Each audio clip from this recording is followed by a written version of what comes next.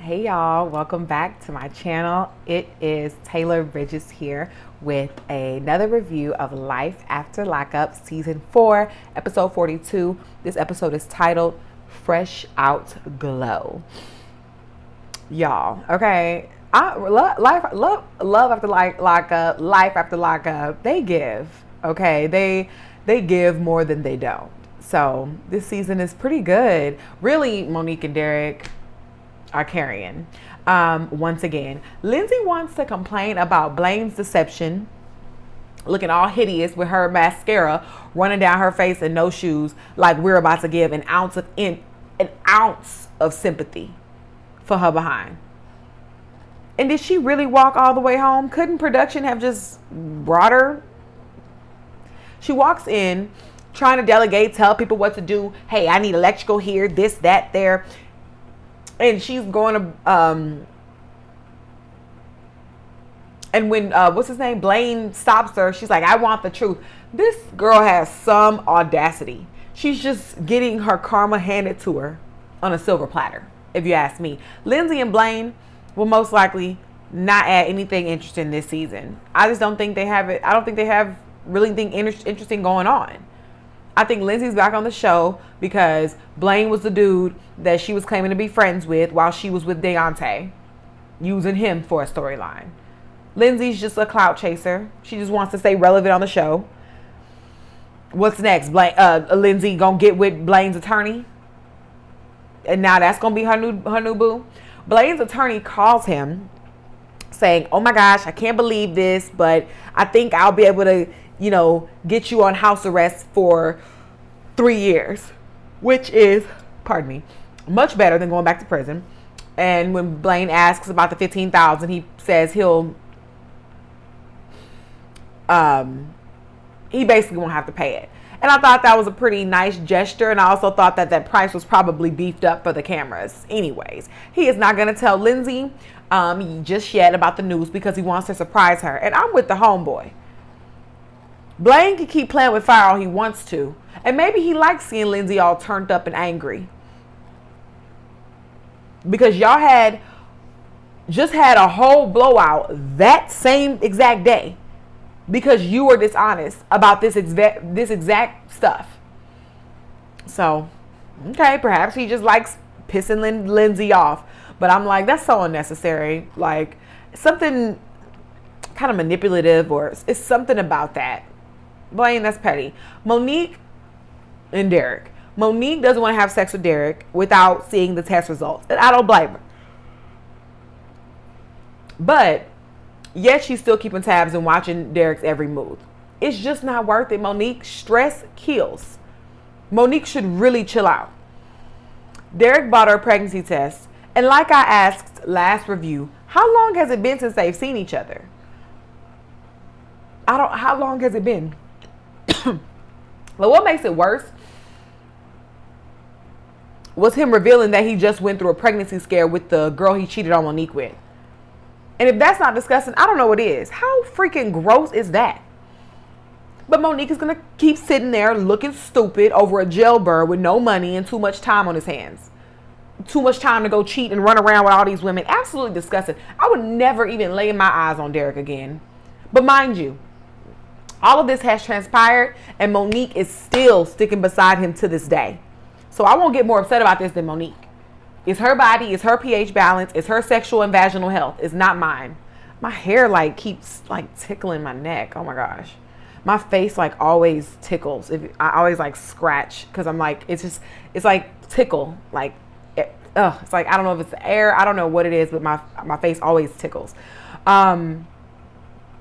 Monique kept it way too cool though. With him talking about he had a pregnancy scare. I would have never looked at him again.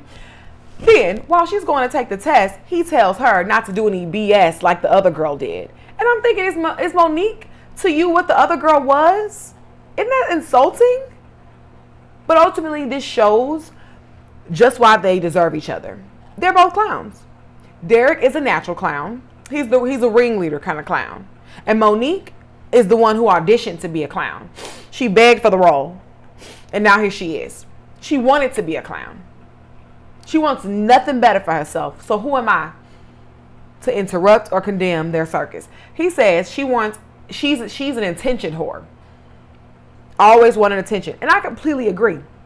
Monique will pretty much do anything to keep his attention. And that's a scary person to deal with. Monique isn't pregnant, duh. And let's just get to the real stuff. We're not skating past Derek and his dirty D with an almost baby. How gross. But Monique's self-esteem won't even allow her to see clearly, especially because she thinks he's only had this one intimate slip-up. He's admitted he has slept with over 10 women since he's been out, and that's light for him. The lack of respect he has for Monique to not only do this foolishness, but to boast about it on national TV for us, for everybody, for her to see. That's just gross. I'm going to need Monique to wake up. What is Derek even really doing for her? Did he fly her out there? Did he put her up in that hotel with that $9,000 he saved? Because he didn't buy the $2,500 ring. He only paid $250 towards it, which ain't make a dent in his money. So what has Derek done for you, Monique? Because you are not going to tell me that Monique is not only fronting the money for all this traveling to see him, staying up in a hotel, driving him around just to turn around and be cheated on and played with and potentially given an incurable disease. Monique can stay back in her own state for this. I am very sure there is somebody in her hometown that can give her an incurable disease and play games with her for free. She can save a ton of money back home. Derek is not the only person. But it actually dawns on me that perhaps the only thing that separates Monique from the other ladies that Derek is messing with is that she's the silliest. She's the biggest fool. She's his biggest fool. And it sounds crazy, but just because somebody tells you y'all are in a relationship doesn't mean y'all actually are. How does the person act? Derek acts like Monique is just one of the girls on his roster he's using. And since he's getting the most out of her right now, especially with being on this show, she's his main player. That's it. How would Derek show up for Monique if, God forbid, she fell extremely ill and needed assistance? What if Monique did get pregnant? Who would he be to her then? Because Monique is just lying to herself. Derek is just doing what dudes like him do. So I can accept that. Monique is the one living in delusion and getting played while she's at it. I just know they've been arguing their behinds off since this show has aired. Because I know Derek has withheld so much and lied about so much. We just saw him lie and say to her face that he only cheated with that one woman and there's no one else on national TV, and then got in the confessional and said it's been over 10 on national TV. He doesn't even respect her enough to at least try to conceal it from her. And of course, lying to her period isn't respectful, but y'all know what I mean. To lie to her face on camera, then go tell that very camera a different truth is just foul. Monique and her sisters are at a restaurant and she's telling them what she now knows of Derek's infidelity. Then Derek walks up and the sisters only dap him up. They are not here for the pleasantries. My only critique, I understand why they're behaving the way they behave, right? I totally get it.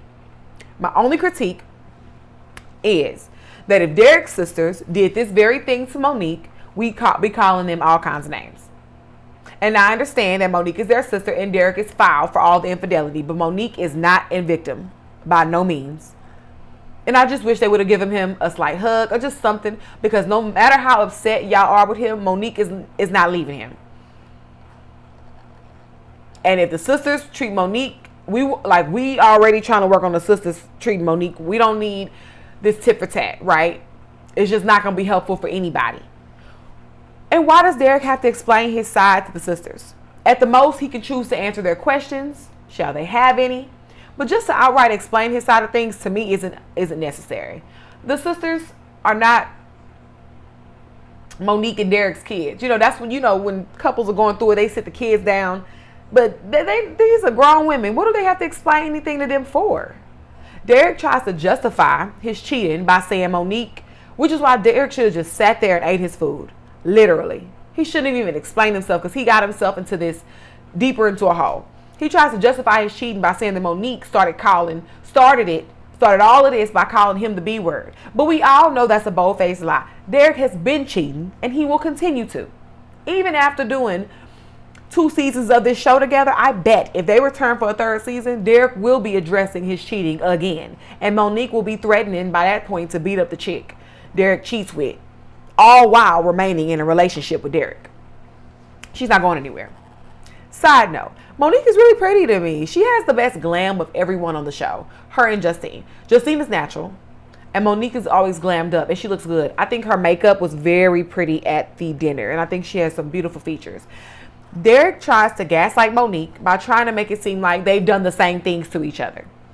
He wants to equate her saying she thinks she's pregnant to her lying about being pregnant. And that would honestly piss me off. I hate when people play those stupid semantic games. Derek, then he wants to equate her, like he wants to equate her calling him a B to him going to sleep out. Derek knows doggone well he's done some pretty bad things behind Monique's back that she would not be happy about,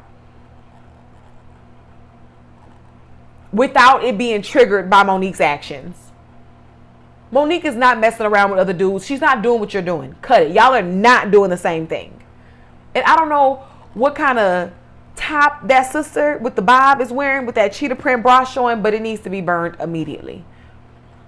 But I do wonder what the sisters think is going on between Monique and Derek. Do they believe they have a real relationship, or are they just being supportive of Monique and her fantasy? Because this seems almost ridiculous, right? Like, Derek just does not give a F. He does not care. Derek says now he's ready to stop the BS and put the side pieces on the back burner moving forward. Derek is the worst. We haven't seen somebody as blatantly unfaithful on this show in a minute. When I'm trying to think. Not this blatant. He's not even trying to hide it. And he low-key laughs in her face when he speaks about it. You know, when he speaks about his wrongdoing, because he knows he's not going to stop it. He doesn't have an incentive to stop. Monique is not going anywhere. And Derek makes a valid point, saying that, you know, he wants to move forward with their relationship, and Monique does too. Meaning Monique has made her decision, which is why all this explaining to the sisters is unnecessary. What would it change? He says he's planning to have a birthday party at his sister's house, and he wants for them to come. And that would be tricky if I were Monique's sisters, because on one hand, like the see-through leopard bra sister said, it's not smart to go to somebody's house who you don't know, knowing they have animosity with you. In this case, like a Monique and them with the sisters, because some issues almost guaranteed to pop off, and you as the visitor are at a disadvantage. But also, Monique shouldn't be there by herself just yet. She'll get ganged up on, and I'm tired of seeing that. So they should, I think, go support Monique and act like they have some sense. But Derek needs to tell the sisters that they can expect Monique and her sisters to be there.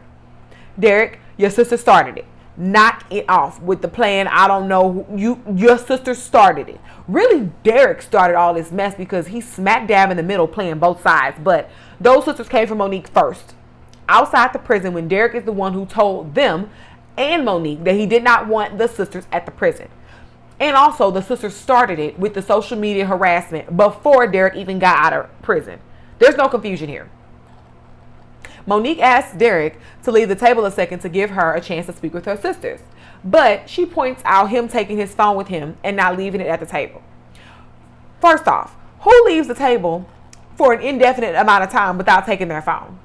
Was he supposed to go sit down by the hostess stand in the waiting area, twiddling his thumbs, until y'all summon him back to the table? And secondly, Monique, what is this obsession with this man's phone? She cares more about his phone than the phone carrier, the person he got to pay the bill to. She needs to get a life. It's really unhealthy. Monique wants to have a sit down with Derek's sisters before the party, and I do think it's smart. But it's getting old, them fighting every time they see each other. They need to be some adults, because they're embarrassing themselves. But Derek then went and got a phone for Monique. Well, he has a phone that Monique already got him. But now he done got a phone for his family, a phone for his remaining roster, a phone for everything. And this is why Monique continues to look stupid. She is so obsessed with his phone. She's missing all the other stuff. He could have left the phone he has for Monique on the table. And Monique wouldn't have found anything in the phone because there's nothing to find there. But Monique still wouldn't have known he had the other 2-3 in his pocket. Her insecurity isn't making him want to stop doing his dirt and to act right. He's just finding ways to go around getting caught. Cameron is picking Aries up from the airport. Aries is picking Cameron up from the airport so that he can finally be home with her in Tampa. They haven't seen each other in 60 days, so they're definitely going to be all over each other. The house was very nice. Aries' house was super nice. The whole outside plant situation was pretty beautiful. The house inside had updated appliances, and I thought that was nice. It was a pretty good amount of space for the two of them and Aries' daughter, Lena. So far, so good. Except for the fact that the AC is out, but we all know that those are issues that come with a house. And it's not like an apartment where there's a maintenance man on site to look at it immediately. It's a whole to-do to get that repaired. Which she needs to do ASAP because Florida's hot. Cameron tells her that if money is an issue, it's never been an issue for him to get it. And I'm thinking, here we go with these dudes. They coming on here bragging. He gonna do it some more too. He gonna keep playing. I don't see what they don't get. Aries' expectations of Cameron are to get a job and help her with Lena. And I'm thinking Lena needs to get to know him in person first. Aries is being, to me, incredibly irresponsible. And I don't think that's entertaining. Why the F do you have a grown criminal in your home with your super underage, like preteen daughter who she does not know? Who he does not know?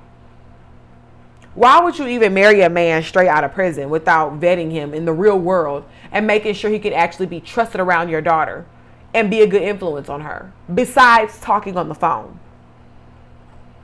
It's gross and it's not protective. Cameron is literally a dude off the street to the daughter. And I think it's an extremely poor decision and not very protective. I'm not a parent, but I'm somebody's child and I'd be highly uncomfortable. And what's even worse, I can highly bet if the daughter told her mom she wasn't comfortable with Cameron being there, Aries probably wouldn't kick Cameron out just yet. She'd probably try to reason with the daughter to accept Cameron's presence in the house. And I'm not accusing Cameron of being inappropriate at all. It's really not even about him. It's about Aries and her reckless, selfish decisions that her daughter has to suffer through without her opinion being taken into account. Cameron could have been a successful attorney. And I still think it's gross for him to just move in after meeting his daughter in person once and not having any quality time to get to know one another. He's a stranger. It's not cool. Aries is failing as a mother as far as I see it. And it sounds harsh, but that's cool. I've experienced some things myself, so I'm just looking at this like, this can't go down like this. Thank God that little girl has a grandparent around who she's at the house of at the moment, because Aries is as lost as I don't know what. The desperate things women do to have a man. And yes, I'd still feel the same if Aries had a son instead of a daughter. It's messed up. And we know the feeling we felt when Chance first got on the show and he was around Taylor's daughters immediately out of prison.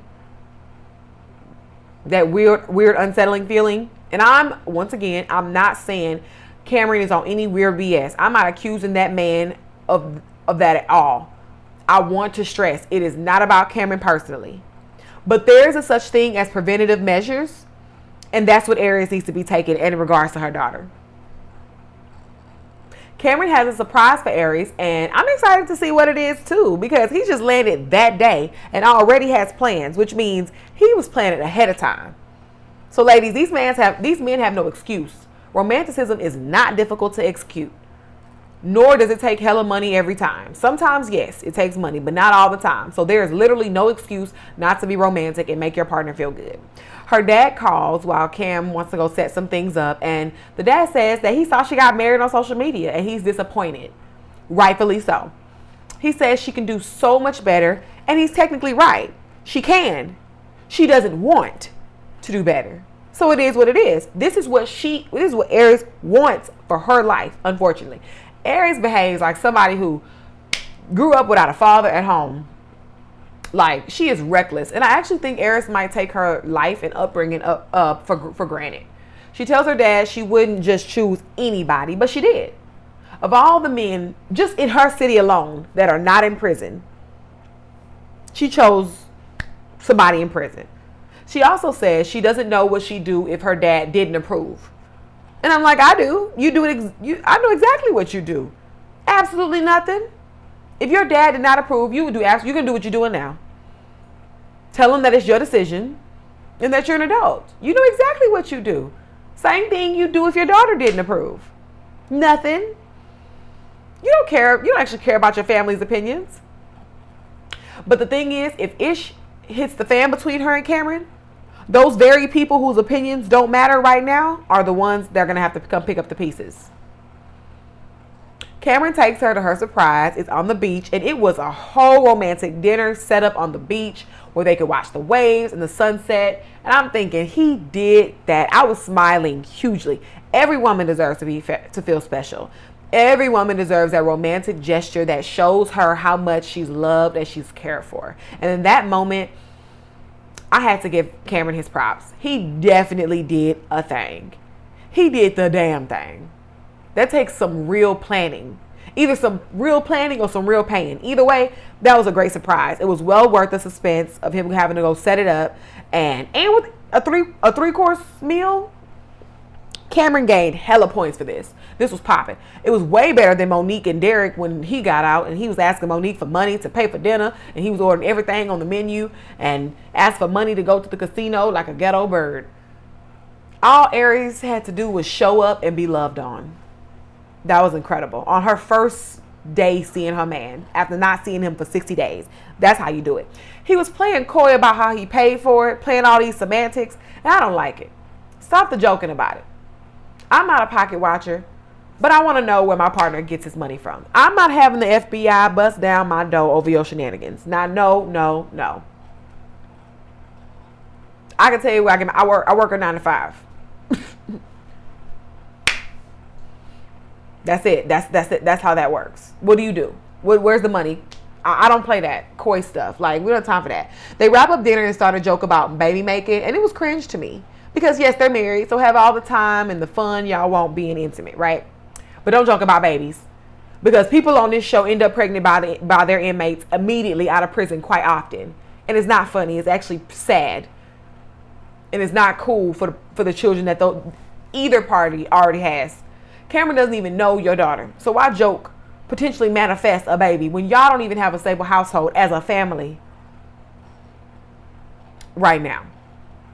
It's so wild how kids get punished for their lack of judgment, right, when they make mistakes often. When the adults, we know better, and we still choose to not do better. And we don't get put in timeout. It's crazy how kids like really get like whoopings for things that like adults do way worse. Like knowingly. But I do like Cameron's personality. He's pretty funny, and I think he's a romantic dude, and he makes her laugh. So that's a good combo. And he does rap pretty well. I did like what I heard from him last season in the studio. So I do want to hear more of it. He needs to give Mike some tips. Mike and Justine weren't on the episode, this episode. We're with Sean and Sarah. She's meeting up with her ex / her first child's father, her daughter's father, her first daughter's father, without Sean's knowledge. And this is messy AF. And it's not really appropriate unless she's explicitly meeting up with him to discuss their daughter. But Sean is such an idiotic menace. I'm turning a blind eye, admittedly. And I know it's not right, but it's the truth. His sister, the baby father's sister, actually ends up pulling up on Anthony's behalf because his behind is in rehab. And I'm like, did he just go into rehab the day prior? Was he already in rehab while they were conversing about meeting up? I'm just confused. How have you been chatting with him enough to make a plan to meet, but you don't know he's in rehab? Or him not mention it? That's like asking me on a date for next Saturday night while your behind is in prison. At what point were you going to tell me you were in prison? When I showed up to the restaurant? I'm confused. I'm so confused. Sarah is just as ditzy as Sean. Because last episode, she definitely was getting all dressed up to get some sort of male attention from this ex. But how could this man even make you feel remotely sexy when he doesn't even have a relationship with the child y'all share together? So you're going to potentially emotionally cheat on your husband and father to one of your children, the man who's putting the roof over your head, y'all's head, to go deal with the dude who's struggling with sobriety and hasn't even been there for his daughter, let alone you? Both options are piss poor. But come on, Sean is definitely the lesser of two evils. As for Sarah, you ask somebody else, somebody else, maybe not, but for Sarah, he's the lesser of two evils between Sean, compared to Anthony. And Sean hasn't been a great father to his kids either, right? And that's actually insulting. When you like know your dad, like you can call him and speak to him or like ride by his house, but he's still trash. Like I'd rather you just be out of sight, out of mind. Like I don't know how to reach you. I don't know what you're up to. I can't get a hold of you. And that can justify why we're not close. But for you to be right here in my life and I can still have full access to you and you still garbage, you still a deadbeat, that's insulting. But apparently Sarah's ex is not the biggest deadbeat because she's the one who hasn't told her daughter he's her father. So Anthony calls her on FaceTime and says he's been in rehab for the past month. And I don't know what I'm missing. I was so confused. They had to have some sort of conversation before this because they know they're filming. I'm confused. I don't know what's going on. I don't know what the disconnect and why, like, she's there. Like, I don't know. I don't know what's going on with that. But they're talking all coy about Sarah being married and how Anthony's jealous. And he says he has all these strong feelings about her marriage to Sean not lasting since he was there first and he wants to be a family. He's coming for his family. And that if he wasn't on drugs, he wouldn't have left her like that. See, the thing with people of the past, they love coming back and saying what they would have done differently had so-and-so not happened. But that takes the responsibility off of them as a whole. Like for Anthony, he takes responsibility off him and he just puts it on his drug addict self. No, that was you. In that moment, right? You made your life decisions. Now, you don't have to stay as that, but that is who you were operating from in that moment. You were not out, it was not an out-of-body experience. You were who you are. You were who you were at that time. You were a drug addict. You and the drug addict are not separate entities. You weren't lying in a coffin and the drug addict spirit, or you weren't lying in bed, let's say coffin, lying in bed and the drug addict spirit descended from your body and went to creep the earth and wreak havoc. No, you were alive and present. That was you. And Sarah can get all cheesy all she wants, but let's not forget, he not only took responsibility of the daughter y'all share, he hasn't and still can't do a thing for you. And of course he's saying, the shoulda, coulda, wouldas. This man is in rehab. He's giving jail talk. Plus we all know men like the chase. I will guarantee that the minute he actually got Sarah, he'd show his old colors immediately thereafter. But she's up here letting this jail talk seep into her brain. Sean is a lot of bad things. But he actually has done a lot for Sarah. More than what he's done with his own kids, which is very sad. But from Sarah's perspective, she's crazier than I thought if she thinks this fool on this phone is remotely able to elevate her life in any way better than what Sean could do. I think she should deal with the devil she knows, Sean. He's much more predictable, honestly. Anthony didn't even tell her he was in rehab. And please tell me someone is confused as to how they even made the plan to meet if they didn't discuss that. But Anthony is much more unpredictable. He's a whole addict. And Sarah has now 2 kids and 2 baby daddies. It's not worth leaving stability and predictability for a jailbird addict. A jailbird addict? No, thank you. So Sarah makes it back home after being stood up by Anthony in person.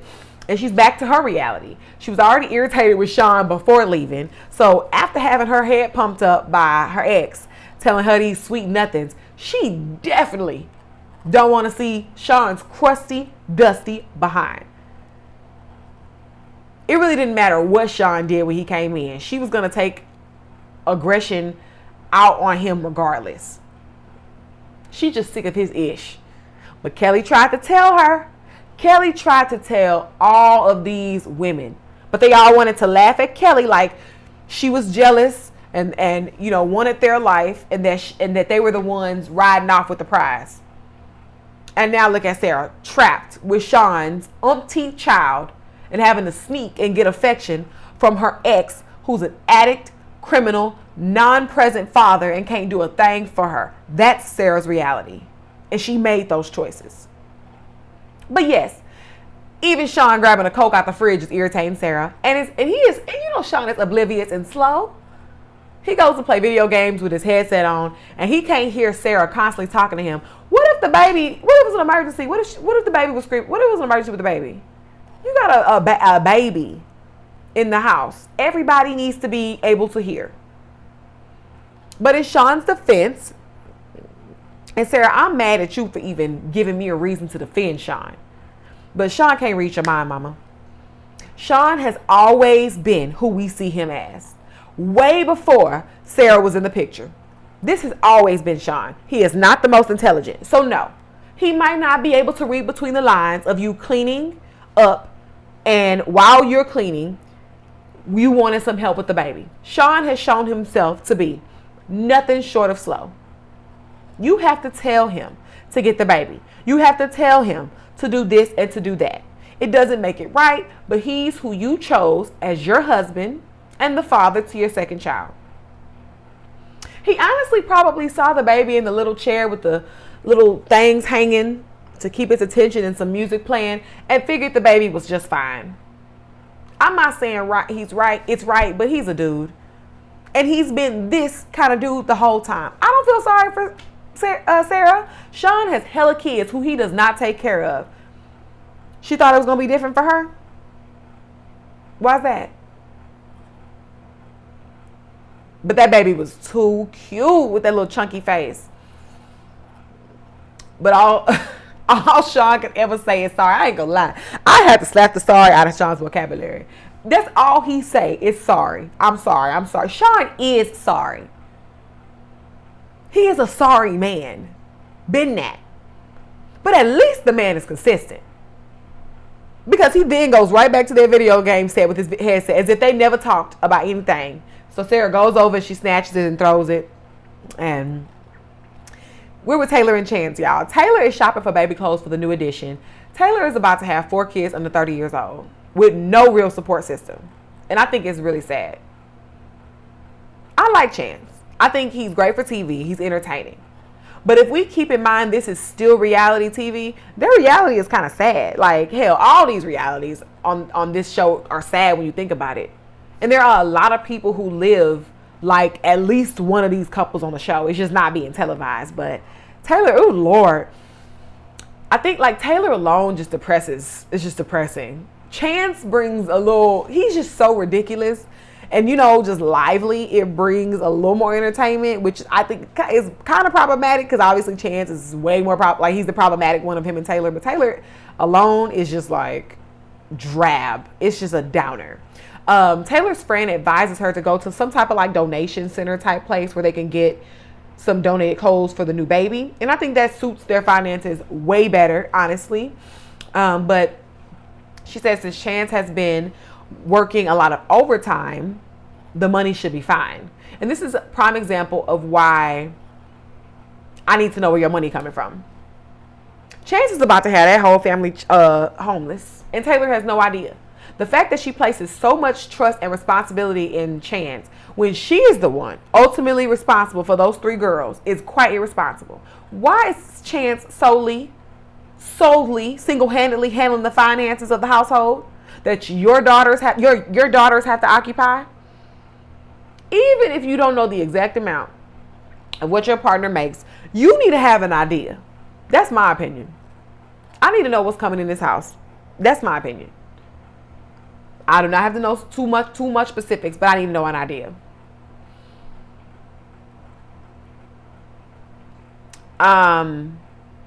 Taylor's friend says that she thinks Chance is full of ish and he doesn't want to grow up. And I wholeheartedly agree. But this is who Taylor not only chose to be with, she agreed to be engaged to him for marriage, and she chose to get pregnant by him. So all we can do is sit back and judge at this point. She has made her decision. Chance has pulled up to this house to test out his new power washer, and I'm thinking, this is what I'm talking about, Chance. Getting to the money. Making use of his natural talents instead of chasing ridiculous things like being a mediocre rapper like Michael. Chance is handy. He's good with his hands. So, all sorts of stuff. He can build. He can get down and dirty. He can pipes, paint, all that, He can make himself useful somehow, and that will always put money in his pocket. So I definitely respect it. And that's what the man of the house does. You go make it happen and you do what you have to do. Whether it's flipping burgers, mowing lawns, growing pets, hell, it don't matter. You do what you have to do to keep the roof over your family's head. So I definitely salute Chance for even trying to get his hand at this whole power washing business. I think it's a good call. Now, I don't like that he insulted Taylor saying she doesn't know how to make real money. Well, she sure did raise those 3 girls, and she kept the roof over their head this long, and even had to house her grown addict twin sister and her dad and stepmom at one point. So I'd say she knows a thing or two about some type of money management, and she sure had more than your behind Chance. And it's because of that money that she managed, that she was able to allow you to come out of prison to a roof over your head and a warm bed to lay in. So don't act brand new now that you got a little change in your pocket. Because you're a criminal, Chance. Criminals can go get money a lot quicker than us civilians who do the right thing and abide by the law. So don't knock her. Taylor is irresponsible in many ways, but this was just too much of the pot calling the kettle for me. So I'm going to have to stick up for my girl Taylor on that one, Chance. Back up. Has Chance always had this son? Did they let us know about this last season? And by the way, Chance looked cute in that little throwback picture when he was holding that son. Chance is a nice looking guy though, actually. And for a white guy, a former addict, the criminal type, he actually looks good for his age. He's 42, and I think he looks like, in his 40s for the most part. He looks good. He recently connected with his son online, and now Chance is trying to see his son in person soon. He offers to buy the plane ticket, which is great and all, but the family that you live with can't afford it. And it's not fair to Taylor and her household to suffer because of Chance's poor financial decisions. But you can't tell Chance anything, so the son will be coming up. I am pleased that the son is willing to see his dad ASAP. I think that's a great sign. And I do think Chance could possibly redeem himself in his son's life. I do think Chance overall is a pretty decent dude.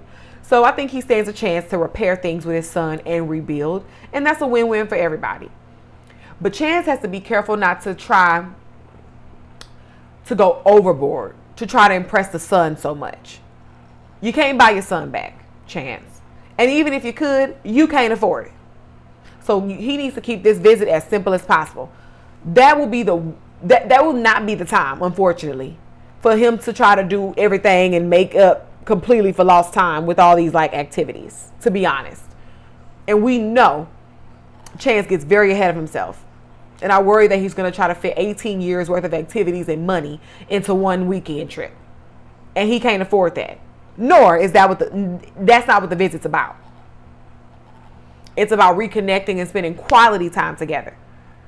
They need to take chances while at the minute the sun lands. When Chance gets back home, Taylor comes out asking why he bought the power washer. And I think Taylor's not impressed because she's seen Chance throw money at all kinds of projects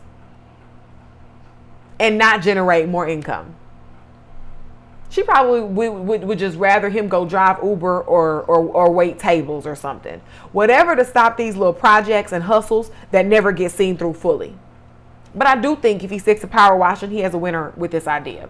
But Taylor is right. He should have brought this up to her first. That is a major purchase for the household, and there is a baby coming. And he throws in her face again about how she doesn't know how to spend money. She only knows how that she doesn't know how to make money. She only knows how to spend it. And Taylor hit him with basically, I could have done bad all by myself, buddy. saying she ain't ever struggled this much before Chance got to her house. So what does that tell you? Who does this sound like the problem is? Chance. And Taylor is much more rational with money. She had to be. She has babies. Chance's biological son is almost grown, and he'll only have this one newborn technically as his technical responsibility because him and Taylor aren't married yet. So there's no incentive for Chance to be rational just yet with his money.